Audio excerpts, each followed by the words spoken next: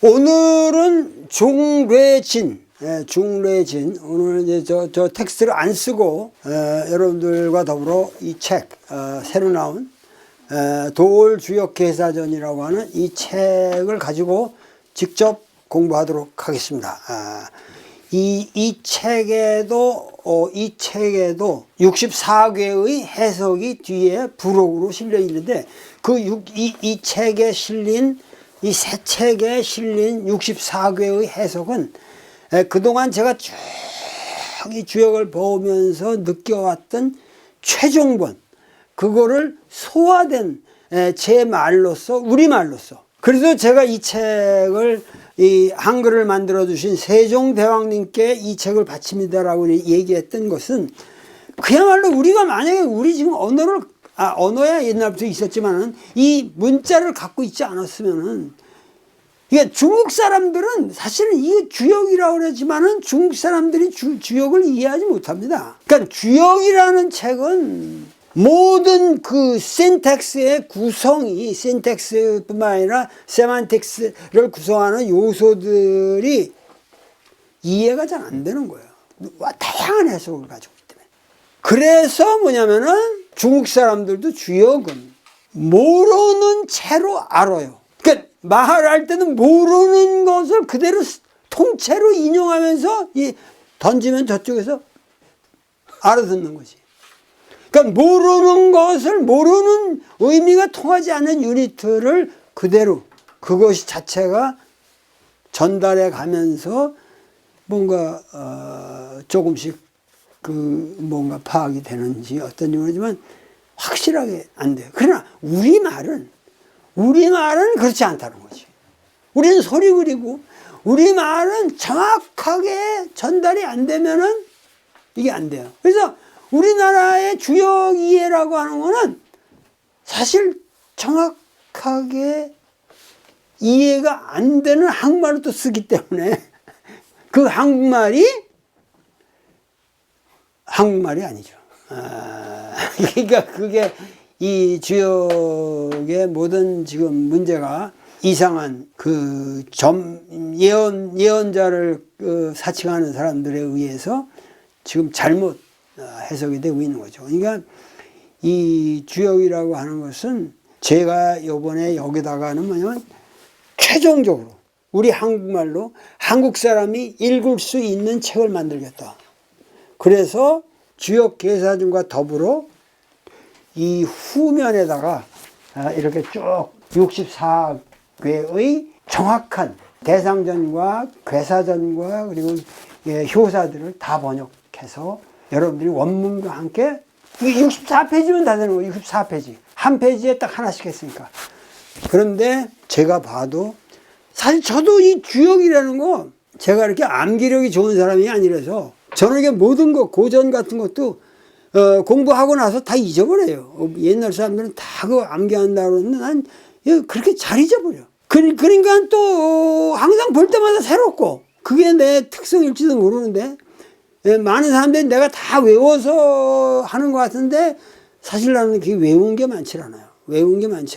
그래서 주역이라는 것을 요번에 이 텍스트를 통해서 여러분들이 한번 전체를 우리말로 읽을 수 있다. 그리고 여러분들이 가장 내가 자랑스럽게 생각한 것은 이 주역계사전 전체를 우리말로 한문 빼고 그냥 쫙 성경처럼 장절을 나눠서 쭉 해놨는데, 물론 내 책이지만 이게 내 책이 아니거든요. 이게 주역이거든요. 그래서 내가 번역한 내 책이지만은 아침마다 일어나서 이거 한번 읽으면은 뭐 정신이 맑아지고 그렇게 행복할 수가 없어요.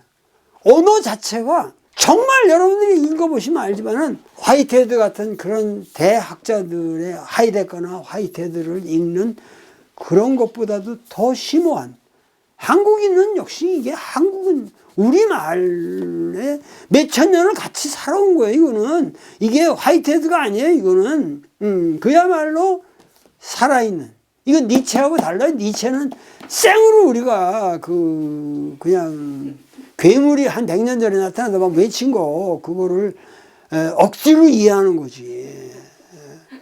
고명섭 같은 그런 탁월한 기자가 어떻게 해서 그렇게 니체, 하이데거를 다 그렇게 그분이 저희 만해상까지 받았잖아요. 근데 대단해요. 이해를 하는 거고. 그러나 일반인들은 그렇게 이해할 수가 없죠. 도저히 이해가 안 되는 거예요. 그러니까 여러분들이 이 주역 계사전을 통해서 주역을 철저하게 느껴보시라는 거예요. 이 강의로 해결하려고 그러지 마시고 계사전을 사랑해 주시기 바랍니다. 오늘부터 하는 거는 여기 51번 채 요거죠. 그러니까 이거는 지금 요거랑 여기 중복돼 있잖아요. 그러니까 이게 진꾀거든. 요거 하나가 8꾀의 진. 떨린다는 거 아니에요? 진이라는 게. 진동이다 그럴 때 우리가 이거 쓰죠. 이 진꾀인데, 진꾀가 2개. 그래서 이게 겹치는 거죠. 진꾀를 겹쳐가지고 이게 진꾀가 되는 거죠. 진꾀가 되는 거예요. 그래서 여기 쭉 보면은 이 배열이라고 하는 거는 이게 도저히 알 수가 없어요. 이 배열은 모든 사람들이 이 지금 주역, 현행 주역의 배열을 우리가 말할 수가 없는데, 이 8개의 이게 순수하게 8개를 중첩시킨 이런 형태의 예를 들면 이런 건 이게 불이면 이거 이렇게 중첩을 시키면 이렇게 되지 않겠어요? 이런 식으로 한 것을 뒷편에다 다 몰아놨어요. 이 뒷편에다 몰아놨거든. 그래서 51번이 진꾀가 됐네요. 그 다음에 52번이 간꾀가 되고 간산이 되는 거죠. 그렇게 해서 쭉 되어 있는데, 이 진꾀는 우레잖아요. 우리말로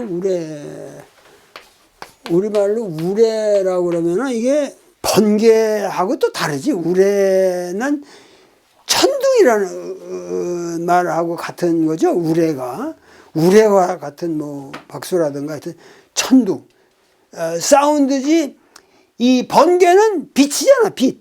그거는 방전에서 생기는데, 그러니까 이 저기에서 이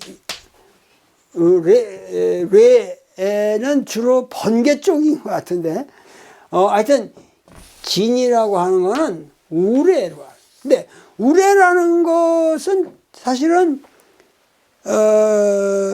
양전기 음전기 하여튼 서로 이렇게 부딪혀 가지고 스파크가 나가지고 전기가 되는 거 아니에요? 전기가 되는 건데, 그때 소리가 나는 거죠. 소리가 나는 거라면 사실. 그래서 번개하고 천둥은 사실 분리되는 개념, 정확하게 분리되는 개념은 아닌데, 이 주역의 옛날에는 이런 거에 대한 음전기, 양전기 그 구름 자체가 전화가 돼가지고 그것이 빛을 발한다고 하는 이런 전기 현상에 대한 이해가 없었기 때문에, 우레라는 것은 실제로 보면은,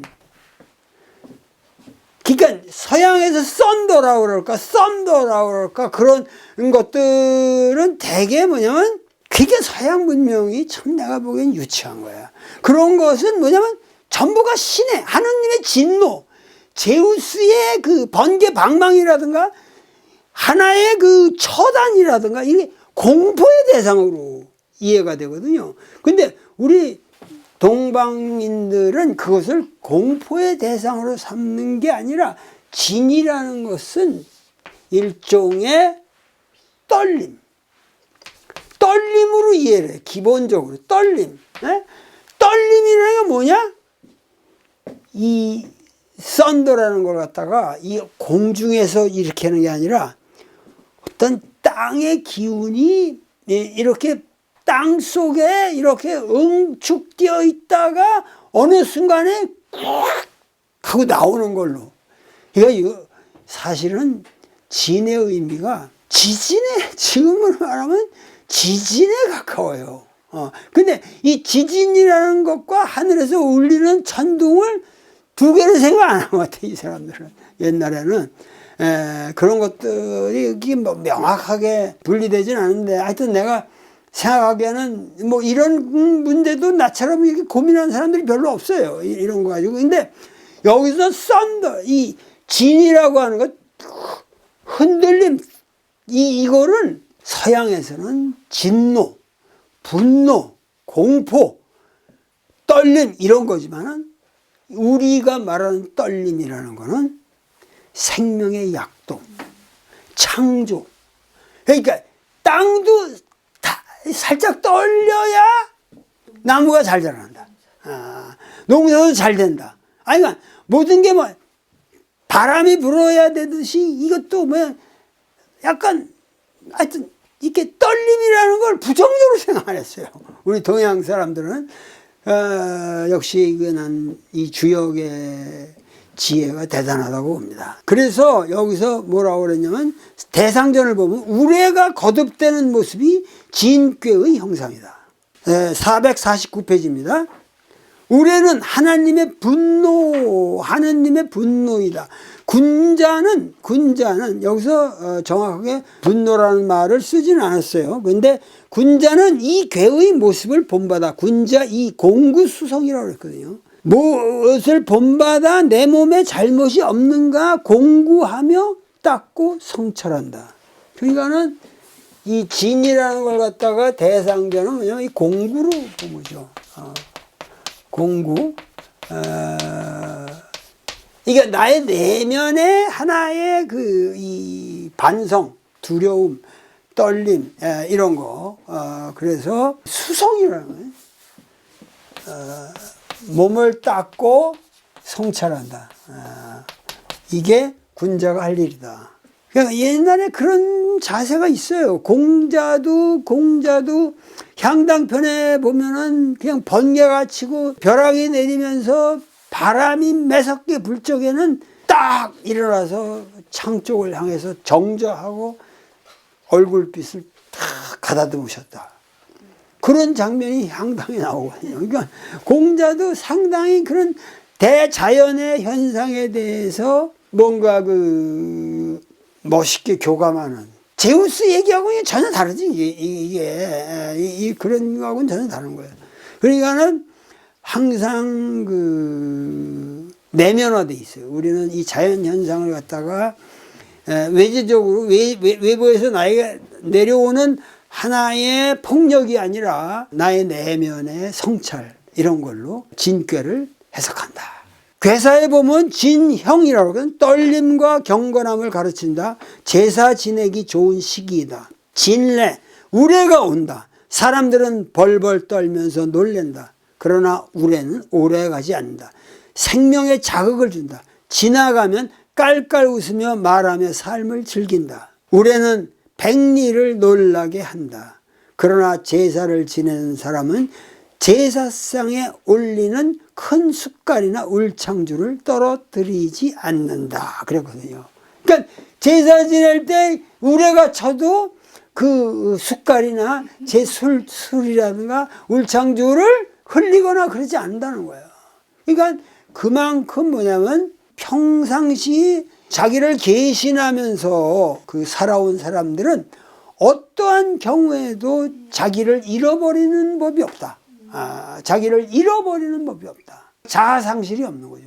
그러니까 이게 이런 철학에 있어서는 서양의 실존주의적인 소외라든가 이런 게 있을 수가 없는 거죠. 이 소외라고 하는 것은 하나님 자체가 폭력적이고 인간의 대적적이기 때문에 인간이 갈 곳이 없는 겁니다. 이 실존주의의 소외라는 것도 결국 그런 신관을 전제로 해서 우리가 이해를 해야 돼요. 여기 효사의 초9에 진례 혁혁 후소언 액액길 이렇게 돼 있는데 이게 이제 괴사에 나오는 말하고 겹치죠. 진꾀의 밑바닥에 있는 초구는 민감하게 느낀다. 우레가 오면 혁혁하게 공구하며 떨며 겸손하게 두려움을 느끼지만은 지나가 일상으로 돌아오면 웃으면서 말하고 활악한 삶을 즐긴다.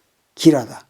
떨림이라고 하는 것, 이 진이라고 하는 것을 우레라고 하는 것을 그렇게 그 본질적인 공포로 생각하지 않고 자기 삶의 어떤 반성의 계기라든가 뭔가 그 생명의 약동을 느끼는, 그래서 처음에는 상당히 떨며 공부했지만은 일상으로 돌아오면 웃으며 말하고 활락한 삶을 즐긴다. 이렇게 되어 있습니다. 그러니까 이 느낌이 다르죠. 그 다음에 6.2에는 아주 센 진동이, 센 우레가 온다. 그래서 위태롭다는 거예요. 크게 재화를 잃는다. 높고 또 높은 언덕으로 올라갈 수밖에 없다. 그러니까 이게 지진에 가까워지, 지금으로 치면은. 그래서 피신하였다가 본래의 자리로 돌아온다. 사라진 재화를 찾으러 다닐 필요 없다. 7일이 지나면 제자리로 돌아오게 돼 있다. 그랬거든요. 결국 이런 자연재해라는 거는 지금처럼 그 복구가 어려운 그런 엄청난 재해를 얘기하는 건 아니고,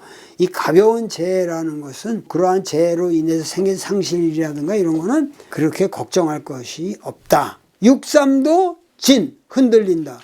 소소, 시간이 지나면 느슨해지고 부드러워진다. 지진 속에서도 도망칠 생각 아니하고 오히려 전진하는 모험을 감행한다. 허물이 없다. 그러니까 이런 재난에 그 대처하는 다양한 이 모습을 그리고 있는데, 구사는 진, 순이, 양강하지만 위가 정하지 않다. 그리고 아래 위로 음요에 둘러싸여 있고 지진이 온단 말이죠. 그러면은 진흙 구덩이에 빠진다. 진흙 구덩이에 빠진다 그랬거든요. 그래서 여기는 결국은 그 지진이 약해지는 거를 표현한 거죠. 그래서 여기 6.5는 유순하며 포용력이 큰 천자다. 흔들린다. 우레가 지나간 자리에 또다시 우레가 온다. 이게 지금 이 우레가 여기서 오고 그 다음에 다시 오니까 위세가 격렬하다. 환난 속에서도 천자는 제사를 지낸다. 공경하는 자세로 제사를 실수 없이 완수한다. 그 다음에 상륙에 우레의 흔들림에 풀이 죽어 있네. 두리번 눈알만 돌리고 있네. 나아가면 흉아리. 우레가 내 몸에 미치고 있지는 않지만 주변 사람들에게 미치고 있네. 개신하고 몸을 조심하면서 주변 사람들을 도와주니 허물은 없어라. 먼 곳 친척들은 자기들을 안 도와준다고 투덜투덜 거린다. 뭐 이렇게 되어 있지만은 하여튼 이 진꾀는 그 여러 가지 이 지진과 같은 상황, 그리고 우레가 치고 이런 여러 가지 재난 상황을 얘기하고 있지만은 그런 것을 전부가 인간의 내면의 덕성에 대한 반성 내지는 그런 변화가 어떤 새로운 국면을 맞이하는데 필요하다고 하는 식으로 구성이 되어 있는 거죠. 그러니까 앞에 화풍 정이 있었고, 정이라는 건 스테빌리티인데 그 다음에 진이 왔다는 것이 요게 묘한 거죠. 이 스테빌라이즈 되는 것 자체가 흔들어야 된다는 거죠. 흔들어야 이렇게 섞이고 가라앉으면서 이게 찬찬 스테빌라이즈 되어 간다. 한국 정치도 지금 정꾀를 지나면은 진꾀로 갈 것이다. 흔들릴 것이다. 그러나 그런 가운데 우리의 민주의식은 성장할 뿐만 아니라 정치의식이 성장하고 이 미래를 이어갈 그런 많은 인재들이 길러질 것이다. 이렇게만 말씀드리겠습니다. 감사합니다.